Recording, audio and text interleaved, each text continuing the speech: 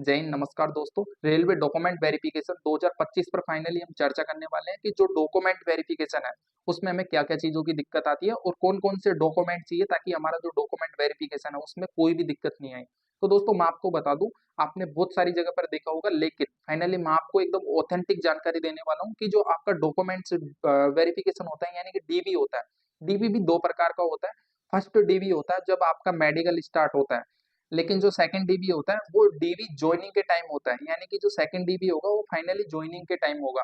तो दोनों में बहुत अंतर रहता है। फर्स्ट डीबी में आपको डॉक्यूमेंट्स टोटली अलग चाहिए और सेकंड डीबी के अंदर जो आपके डॉक्यूमेंट्स है वो टोटली अलग मांगे जाते हैं, क्योंकि जो सेकंड डीबी होता है उसमें ज्वाइनिंग लेटर के जो डॉक्यूमेंट्स होते हैं उनको रेडी करना पड़ता है, और जो फर्स्ट डीबी होता है मेडिकल के टाइम उसमें जो डॉक्यूमेंट्स होते हैं वो अलग होते हैं। तो हम विस्तार से चर्चा करेंगे कि कौन से डॉक्यूमेंट्स हमें चाहिए। यदि आपके डॉक्यूमेंट्स के अंदर किसी भी स्पेलिंग में या फादर मदर किसी के भी नाम में यहाँ पर एरर है तो उसमें क्या चीजों की दिक्कत आती है, सारी चीजों की हम डिटेल से बात करने वाले हैं। तो वीडियो में अंत तक बने रहिएगा। वीडियो अच्छा लगे तो वीडियो को लाइक कीजिए, चैनल को सब्सक्राइब कीजिए और डिस्क्रिप्शन में टेलीग्राम चैनल का लिंक मिलेगा, उसको जरूर ज्वाइन कीजिएगा। तो सबसे पहले देखते हैं फाइनली आपका रिजल्ट बहुत जल्दी आपको देखने को मिलेगा। लगभग दिसंबर के सेकंड वीक में फाइनली आपका रिजल्ट देखने को मिल सकता है। तो दोस्तों डॉक्यूमेंट्स आपको अभी से ही रेडी करना पड़ेगा। सपोज देन किसी भी कैंडिडेट के नाम में स्पेलिंग में किसी में भी स्पेस में कोई भी एरर है तो उसके लिए आपको एफिडेविट बनाना पड़ेगा। तो बहुत सारी चीजों का सामना करना पड़ता है। मेरे भी साथ भी यही हुआ था। फाइनली मैं भी वेट कर रहा था, रिजल्ट आएगा फिर उसके बाद में डीवी आएगा, पोस्ट अलॉटमेंट होगा, सारी चीजों के बाद में फिर फाइनली जो ज्वाइनिंग का डीवी है उस टाइम मैं डॉक्यूमेंट्स रेडी करूंगा। तो मेरे को बहुत सारी दिक्कतों का सामना करना पड़ा था। तो मैं सोच रहा हूँ कि यहाँ पर ये चीजें की शेयर किया जाए ताकि जो भी कैंडिडेट है वो फाइनली डीवी में अपेयर होंगे तो उनको किसी भी चीज की दिक्कत का सामना ना करना पड़े। तो कौन से डॉक्यूमेंट्स चाहिए उसके बारे में हम बात करेंगे। डॉक्यूमेंट्स पूरे नहीं हो तो क्या फाइनली जो मिलेगा या नहीं मिलेगा उस पर भी हम बात करने वाले हैं। और डीबी और ज्वाइनिंग में कौन कौन से डॉक्यूमेंट्स चाहिए, अभी हमने बात की कि डीबी और ज्वाइनिंग के अंदर दोनों में अलग अलग डॉक्यूमेंट्स चाहिए, सेपरेट सेपरेट डॉक्यूमेंट्स चाहिए। आगे हम बात करने वाले हैं कि कौन कौन से डॉक्यूमेंट्स यहाँ पर चाहिए ताकि हम फाइनली कोई भी प्रॉब्लम ना हो। तो सबसे पहले हम बात करने वाले हैं फाइनली जो आपका फर्स्ट डीबी होता है, यानी कि मेडिकल से पहले जो डीबी कंडक्ट होता है उसके अंदर कौन कौन से डॉक्यूमेंट्स चाहिए। तो दोस्तों देखो, फर्स्ट जब डी आपका मेडिकल डीबी कंडक्ट होता है तो आपके पास कोई ज्वाइनिंग लेटर नहीं आता। ज्वाइनिंग लेटर नहीं आता तो जो आपके पास ऑलरेडी पुराने डॉक्यूमेंट्स है यानी आपके खुद के डॉक्यूमेंट्स है उनको वहां पर जो डीबी है उसमें काम आएंगे। जैसे कि मैं बात करूं, यदि आपने ग्रेजुएशन लेवल वैकेंसी से यहाँ पर एनटीपीसी क्लियर किया है तो आपके ये ऑलमोस्ट सभी डॉक्यूमेंट्स काम आएंगे। और यदि आपने 12th लेवल वैकेंसी से यहाँ पर पोस्ट क्लियर किया है तो एक नंबर डॉक्यूमेंट्स को आप छोड़ दीजिए, बाकी 2 से लेकर 6 नंबर के जो डॉक्यूमेंट्स है वो काम आएंगे। यदि आपने अपनी पोस्ट 12th लेवल से क्लियर की हो और आपके पास ग्रेजुएशन लेवल का डिग्री है तो आपका जब भी डीबी जो ज्वाइनिंग वाला डीबी होगा उसमें साथ में आप इसको ऐड करवा सकते हो। उसकी भी हम सेपरेट बात करेंगे। लेकिन सबसे पहले देखने वाले हैं जो आपका फाइनली ग्रेजुएशन लेवल का पोस्ट है उसके अंदर कौन कौन से डॉक्यूमेंट्स चाहिए। तो देखो, आपको ग्रेजुएशन लेवल की डिग्री चाहिए जिसमें ओल्ड सेमेस्टर यानी कि फर्स्ट ईयर, सेकंड ईयर और थर्ड ईयर तीनों का यहाँ पर मार्कशीट चाहिए यानी कि डिग्री चाहिए। और लास्ट में जो आपका फाइनल डिग्री बन के आता है वो उसमें साथ में कंपलसरी चाहिए। सेकंड नंबर आपका 10th और 12th का जो मार्कशीट होता है वो चाहिए, यानी कि 10th और 12th का मार्कशीट आपका कंपलसरी चाहिए। ऐसा नहीं है कि आपने एनटीपीसी ग्रेजुएशन लेवल से क्लियर किया तो 10th और 12th का यहाँ पर मार्कशीट नहीं मांगा जाएगा। मैं आपको बता दूं, 10th लेवल का जो मार्कशीट होता है, 10th का जो मार्कशीट होता है उसके अंदर जो आपका डेट ऑफ बर्थ होता है डीओबी, डीओबी उसी के अंदर इंक्लूड रहता है और उसी से आपका जो डेट ऑफ बर्थ है वो वेरीफाई होता है।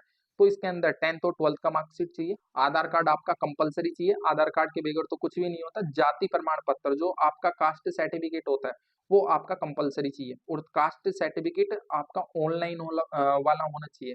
क्योंकि पहले क्या था, ऑफलाइन जो आपका कास्ट सर्टिफिकेट है वो चलता था, ऑफलाइन वाला लगभग समाप्त हो गया, लगभग क्या पूर्णतः समाप्त हो गया। तो आपका ऑनलाइन वाला जो आपका कास्ट सर्टिफिकेट है वो चाहिए।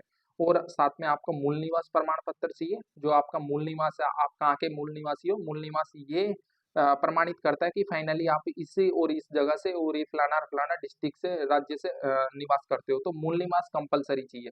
और आपको लगभग 10 से 12 सैम फोटो चाहिए जो आपने फाइनली जो आपका फॉर्म फिलिप था उस टाइम आपने दी थी, तो 10 से 12 फोटो चाहिए। और जो गाइडलाइन होती है उसमें ये बोला जाता है कि फोटो सैम चाहिए, लेकिन ऐसा नहीं है। किसी के पास फोटो नहीं है तो क्या वो सैम कहाँ से लेके आएगा, फोटो अलग चल सकता है। तो फाइनली जो आपका फर्स्ट डीवी होता है, डॉक्यूमेंट्स वेरिफिकेशन होता है फर्स्ट, उसी के अंदर आपके ये डॉक्यूमेंट्स कंपलसरी चाहिए। और वहाँ पर जो अलग-अलग आपके पास और जो आपके डॉक्यूमेंट्स हैं, वो भी आप साथ में लेके जाइए, लेकिन कंपल्सरी ये डॉक्यूमेंट्स तो आपके साथ रहने ही रहने चाहिए। अगर इनमें से एक भी डॉक्यूमेंट्स मिस है तो आपका डीबी वहाँ पर नहीं होगा। डीबी के लिए नेक्स्ट वो बोलेंगे कि इन डॉक्यूमेंट्स को क्लियर करके लेके आइए, फिर आपका डीबी होगा। तो ये डॉक्यूमेंट्स तो आपके कंपल्सरी चाहिए ही चाहिए। नेक्स्ट यदि मैं बात करूँ कि फाइनल जो आपका जॉइनिंग टाइम डीबी होता है, वो कैसा होता है और उनमें कौन-कौन से डॉक्यूमेंट्स की ज़रूरत पड़ती है। तो फाइनली यहाँ पर देख पाओगे आप, जॉइनिंग के समय जो डॉक्यूमेंट्स वेरिफिकेशन होता है, डीबी होता है, यानी कि मैं कहूँ आपका जो जॉइनिंग होता है, उसमें कौन-कौन से डॉक्यूमेंट्स चाहिए। तो जॉइनिंग के टाइम आपका रेलवे फॉर्मेट का जॉइनिंग लेटर चाहिए। अब अधिकतर कैंडिडेट इसमें समझ भी गए होंगे कि फाइनली जो आपका जॉइनिंग लेटर आता है, उसमें बहुत सारे डॉक्यूमेंट्स आते हैं। तो उसके अंदर जो जॉइनिंग लेटर के टाइम वो जो उसके अंदर डॉक्यूमेंट्स आते हैं, उसको आपको रेडी करना होता है, यानी कि आपकी जॉइनिंग से 10-15 दिन पहले आपके एड्रेस पर वो फाइनली आ जाएँगे। तो उसमें फॉर्मेट होता है, उनको आपको यहाँ से रेडी करके जाना होता है, उसमें कैरेक्टर सर्टिफिकेट भी होता है, बहुत सारी चीज़ें होती हैं जो यहाँ से रेडी करके लेके जानी होती है। तो जो उसमें फॉर्मेट होगा जॉइनिंग लेटर का, वो रेलवे फॉर्मेट जो जॉइनिंग लेटर है वो चाहिए। सेकंड आपका जो रेलवे फॉर्मेट वाला जाति प्रमाण पत्र है, वो उसके अंदर भी आएगा जो आपका जॉइनिंग लेटर आता है। जो आपकी वैकेंसी का नोटिफिकेशन था, उसके एंड में भी आपको देखने को मिलेगा रेलवे फॉर्मेट का जाति प्रमाण पत्र, तो वो भी चलता है। लेकिन मैं आपको बता दूं अलग-अलग डिवीजन में क्या होता है, जो रेलवे फॉर्मेट का जाति प्रमाण पत्र है, उसका जो पैराग्राफ है वो अलग-अलग फॉर्मेट का अलग-अलग होता है। लेकिन आपका फाइनली जब भी जॉइनिंग लेटर आए, उसी में ये इंक्लूड होके आता है, तो उसी को आप बनाइए।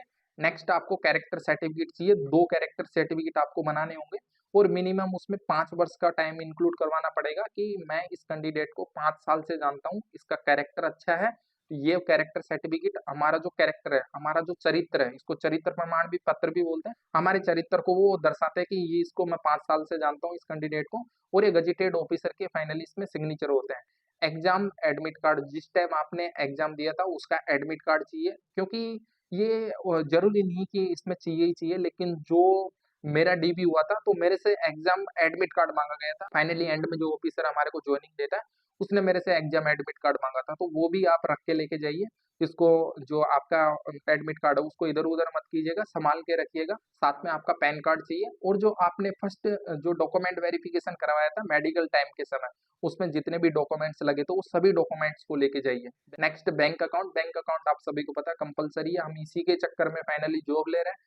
चेक बुक चाहिए, चेक बुक भी आपको कंपलसरी चाहिए ही चाहिए। पुलिस वेरिफिकेशन चाहिए, जो आपका नियर बाई ई मित्र है, या मैं बोलूँ साइबर कैफे, उधर से जाके आप फाइनली इसको अप्लाई कर सकते हो। तो पुलिस वेरिफिकेशन 7-8 दिन में फाइनली बन जाता है। 15 से 20 आपका पासपोर्ट साइज खुद का फोटो रहना चाहिए, ये कंपलसरी है। तो दोस्तों ये ऑलमोस्ट सारे डॉक्यूमेंट्स इसमें इंक्लूड हो चुके हैं। इतने डॉक्यूमेंट्स आपको चाहिए ही चाहिए, और साथ में लगभग आप सभी डॉक्यूमेंट्स का 5-5 कॉपी करके सेट लेके जाइए। जब भी आपका ज्वाइनिंग होता है, जो आसपास जेरोक्स वाले होते हैं वो एक एक कॉपी के 10-10 रुपए लेते हैं, तो ये भी बहुत भारी खर्चा हो जाता है। तो आप अपने सभी डॉक्यूमेंट्स की 5-5 कॉपी लगभग बनाकर और एक सेट करके लेके जाइए, बहुत ज्यादा हेल्प होने वाली है। तो आपका ऑलमोस्ट इन्हीं के आधार पे जो आपका डॉक्यूमेंट्स है वो लगने वाला है। यदि आपके डॉक्यूमेंट्स में आपको कोई भी समस्या लगती है तो आप कमेंट कर सकते हो, या डायरेक्ट डिस्क्रिप्शन में टेलीग्राम चैनल का लिंक मिलेगा, तो वहां पर जाकर भी आप टेलीग्राम पर मैसेज कर सकते हो। मैं सभी के आंसर देने की कोशिश करूंगा। और अच्छा लगे दोस्तों तो वीडियो को लाइक कीजिएगा, चैनल को सब्सक्राइब कीजिएगा। जो भी इसमें ऐड करना होगा कि और किन किन चीजों की जरूरत होती है, ऑलमोस्ट इसके अंदर सभी डॉक्यूमेंट्स आ चुके, लेकिन फिर भी इन केस कोई नया डॉक्यूमेंट्स या न्यू चीज की इसमें जरूरत पड़ती है तो मैं आपको टेलीग्राम चैनल पर अवगत कराऊंगा।